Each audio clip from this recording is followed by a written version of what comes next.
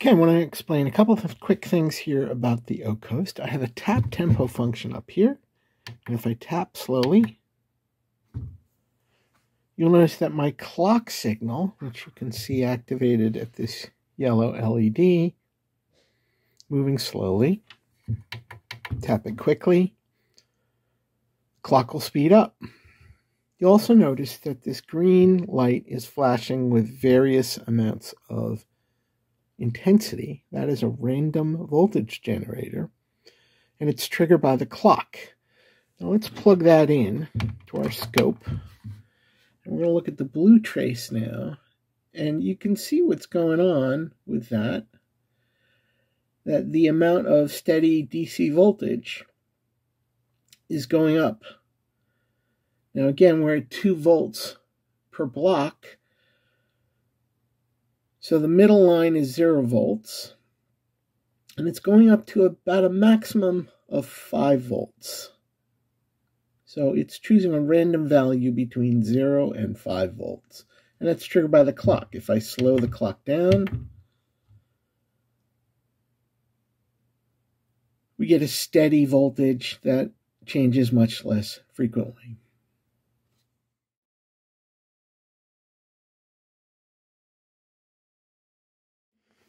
Okay, so the first thing I'm going to do is just take this voltage source here, they call voltage maths, and you can see that as I do this, I get red LED there, and as I go here, I get a green LED. Now I'm going to plug this into my oscilloscope, right up here, and watch what happens when I raise the knob. It becomes green, and it's going up to about 8 volts. Each block here, that's about 6 volts, that's 4 volts, 2 volts. Each block on the display is worth 2 volts. So that's an 8 volt signal. And as I go from the light off to fully red, I get negative 8 volts. So that's all that the voltage math is doing right now. And I'm going to plug that into our dynamics section instead. So let's do that. Okay, I've patched a couple things here. I have through the blue cable, we're going from the voltage math out, and we're running that into the dynamics in. I'm going to turn dynamics up, and then we have the output going to our scope. And I'm just using the voltage source here to turn it on. So let's turn it on. And right now we're seeing a triangle display. This is one of the 2 oscillator outputs going to the balance control. And here is the balance control here. You can hear it's changing the sound. Let's see what that looks like on our display. So it's going from something like a pure triangle when balance is left. When it's right, a little bit flattened, kind of like a mellow square. Very similar sound.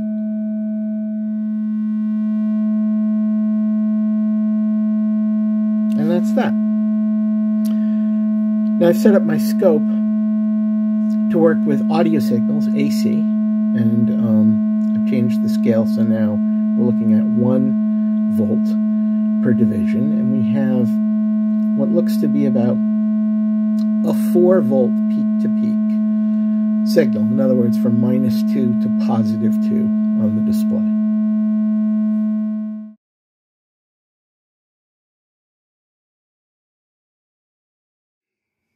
Okay, so I'm going to take a look at the overtone button here for a second. Let's just zoom in on that. So up here we have the overtone setting, and we have a setting called odd. I have one that looks like 2 letter I's, sort of an intermediate phase. Over here we have a setting called even. And then over here we have a setting with 2 exclamation points. And if I bring up my oscilloscope, let's do that.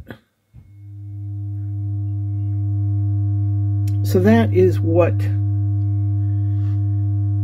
Overtone looks like as a basic waveform, sort of a flattened square wave, kind of rounded, not very bright, not very many high harmonics. And let us move it to the second position. So a little bit more triangular here. And then the third position, called even, we've got this sort of weird triangle with some spiky bits. And then over here, we have what looks like sort of alternating pulses. Now, I have another mode on my scope here, so I'm going to go back to this, and let's change the scope to, well, we have a tuner here, and I'll just show you that we're at 100 Hertz, which is a little below G sharp. Let's go back to here, and I move to a spectrum analyzer. And you can see it's almost a sine wave with a very strong 100 Hertz tone, little bit of something at 300, and presumably some other low-level harmonics above that. Now let's go to the second position here. And that third harmonic has disappeared. We don't really see much going on here because the fundamental is so strong. So this is almost a pure sine wave. And now let's bring up the setting to even. And we now see some harmonics. Now, mostly odd harmonics. We have 300, one right at 500, one at 7, one at 900, 1100, 1300, looks like 1600 maybe, a couple of others. But we also have a couple of blinking harmonics at 200, 400, 600, 800, and so on. Let's bring it up even higher, and you'll notice that the fundamental is getting proportionally weaker, while the other harmonics are coming up. And so we see a fairly rich blend of harmonics. The odd harmonics definitely more prominent, but that's what we got. And if we go back to our oscilloscope here, back to this wave. And then one other thing about that final harmonic stage is it is affected a bit by the slope generator. Let me cycle slope here. And you can just see that that is having a slight effect on the waveform and the timbre as well.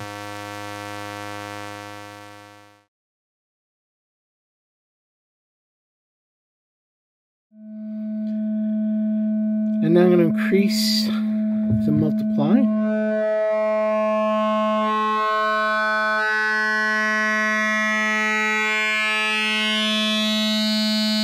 And back down. At any point we can freeze this and take a look.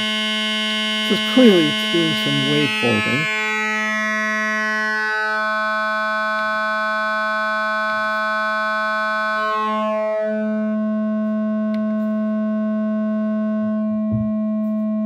And we can almost get a square wave kind of sound, a little bit rounded. Now this is all with the overtone control at minimum, but let's put this up to, looks like 2 upside down exclamation points, or 2 eyes, letter I's. And let's now bring up the multiply.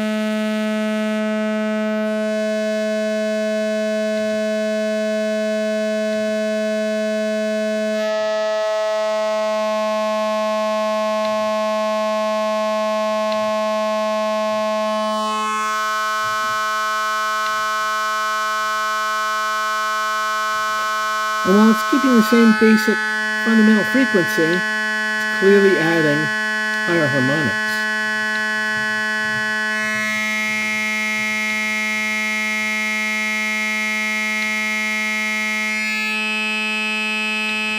So here's multiply at max. Let's bring that down. And let's put the overtone in the third position, which is labeled even. There's our waveform with no multiply. Let's bring some up. So a little bit of a sort of sawtooth wave-like tone from this. About 40% multiply.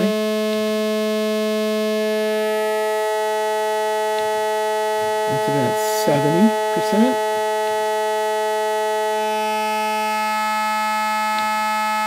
That's 100%.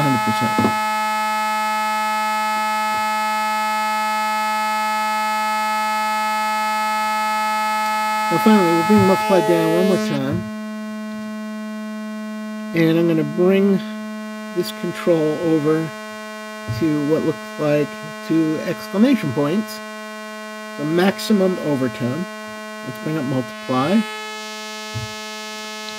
Almost like a pulse wave. Narrow pulse. Another example.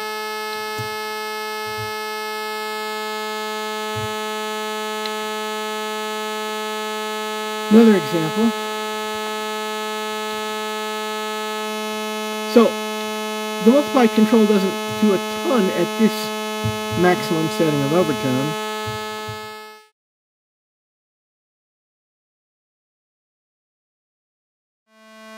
Okay, I've done an interesting thing here in that I've set up the slope generator, and the slope generator has a cycle mode switch that just lets it repeat. I've got a little rise and fall going on, and you can see the slope generator is rising and falling. Now, there's a little gold trace here that indicates that slope feeds the overtone, but that only affects the overtone when we go to the double exclamation point setting. And this is what it does. Just subtly changes the overtone, and slope affects that. Where slope really has a broader effect, let me go back to our base waveform, is that slope also feeds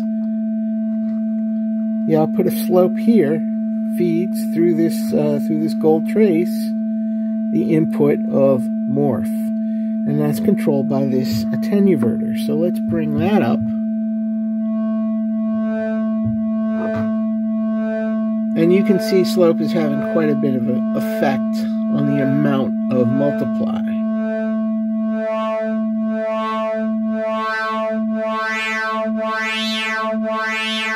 You can also go in the other direction,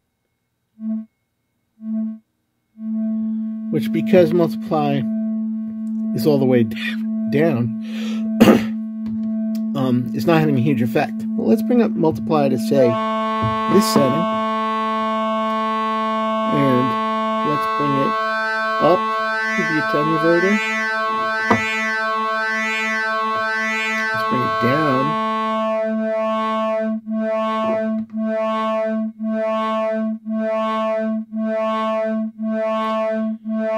So as slope goes up, the waveform becomes more like a square wave.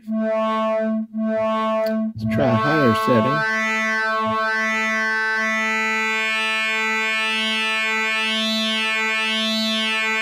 So that's a positive amount of slope.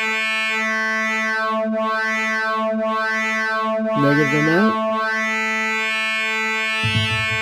Let's use a lot of multiply. Positive. At some point it will max out.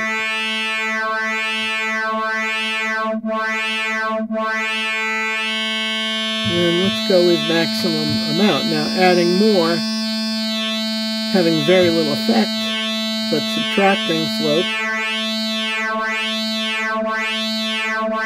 does that. Now what if we went with an infinitely fast rise time?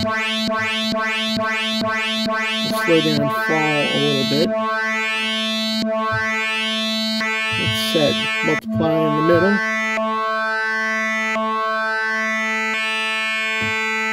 There's a little positive slope. And here's some negative slope.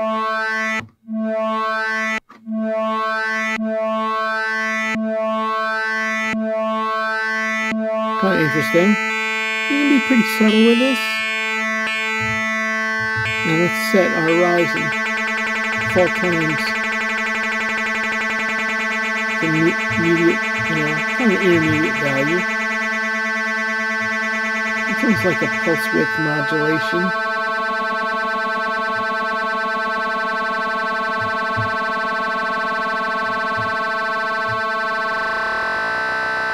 And you can get into FM territory with this too.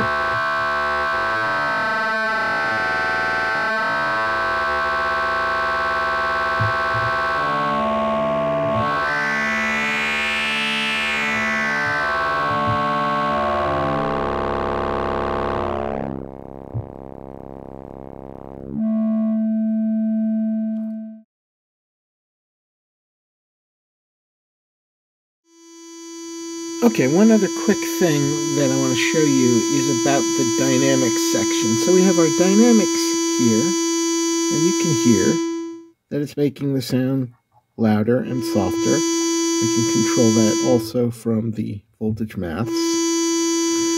And it's more than just a volume control, it's a low-pass gate. And what that means is there's a filtering element as well. So if we look at our complicated waveform here, I'm doing some very high-level harmonics with a combination of maximum multiply and overtone up quite a bit. And as I lower the volume, notice that the waveform is getting smoother as well. Let's try something with some really hard edges here.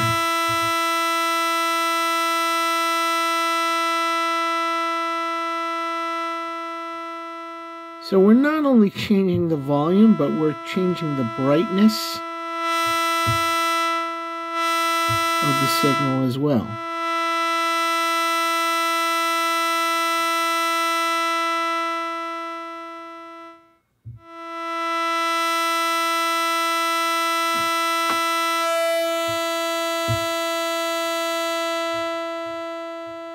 It's rounding the waves as well as giving us a volume change.